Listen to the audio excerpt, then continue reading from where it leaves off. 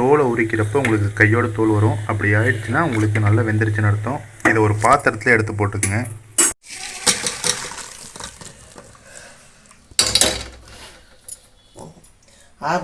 இப்போ நல்லா ஆறின உடனே தோலை உரிச்சிக்கலாம்.